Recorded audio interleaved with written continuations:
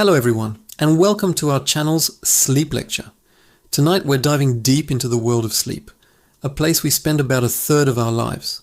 But have you ever truly thought about what happens when you close your eyes? It's not just a blank space in your day. It's a crucial, active process that recharges your mind and body. Think of it like a high-tech maintenance crew that comes in every night to repair, reorganize, and prepare you for the next day. Without this nightly tune-up, everything starts to feel a little off, right? You might feel groggy, irritable, and find it hard to focus. That's because sleep isn't a luxury. It's a biological necessity, just like breathing or eating. So, what exactly is going on during this mysterious process? Sleep isn't a single uniform state. It's a journey through different stages, each with its own unique purpose. We start with light sleep, where you're easily awakened, and your heart rate and breathing are slowed down, and your muscles begin to relax. It's like the gentle descent into a deeper world. From there, we transition into deep sleep, also known as slow wave sleep. This is the real physical restoration phase. During this time, your body works hard to repair tissues, build bone and muscle, and strengthen your immune system. If you've ever felt physically refreshed after a good night's sleep, you can thank this stage. It's the deep clean your body craves after a long day. But that's not all. After deep sleep, we enter the most famous stage, REM sleep, which stands for rapid eye movement. This is where the magic of the mind happens. Your brain becomes highly active, almost as if you were awake. This is the stage where most of our vivid dreaming occurs. But it's not just about dreams. REM sleep is critical for learning and memory consolidation. It's like your brain is a librarian sorting through the day's information, filing away what's important and discarding what's not. It helps you process emotions and solve problems. So when you wake up with a fresh perspective on a tricky situation, you might have your REM sleep to thank for working on it overnight. These cycles of light, deep, and REM sleep repeat several times throughout the night, each cycle lasting about 90 minutes. Now, let's talk about something many of us struggle with: getting enough quality sleep. The modern world seems designed to disrupt our natural sleep patterns. We're constantly bombarded with blue light from screens, juggling stressful jobs, and fueled by caffeine. This can lead to a state of chronic sleep deprivation, which is more serious than just feeling tired. It can affect your mood, making you more prone to anxiety and irritability. It weakens your immune system, making you more susceptible to getting sick. It impairs cognitive functions like attention, decision-making, and creativity. Over the long term, poor sleep is linked to a host of serious health problems.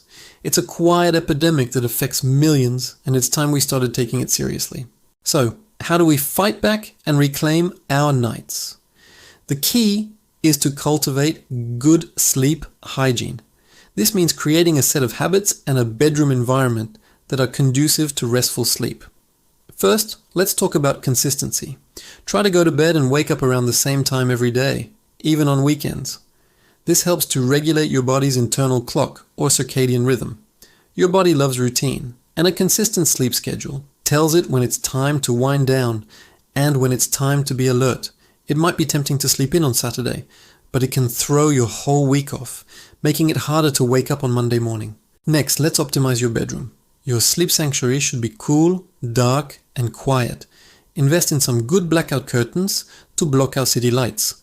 A comfortable mattress and pillows that support your sleeping position are also non-negotiable. Think of your bed as a space exclusively for sleep and intimacy. Avoid working, eating, or watching TV in bed. This helps your brain create a strong association between your bed and sleep, making it easier to drift off when you lie down. If you live in a noisy area, consider using a white noise machine or earplugs to drown out disturbances.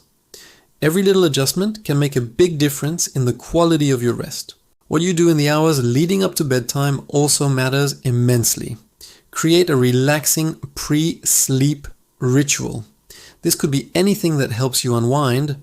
Maybe it's taking a warm bath, which can help lower your body temperature afterward, signaling that it's time for sleep.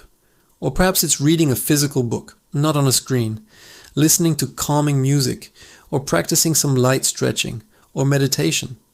The goal is to transition your mind and body from the busyness of the day to a state of calm.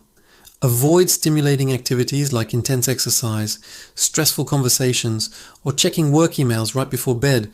These things put your brain into high alert mode, which is the opposite of what you need for sleep. And of course, we have to talk about screens. The blue light emitted from phones, tablets, and computers is a major sleep disruptor.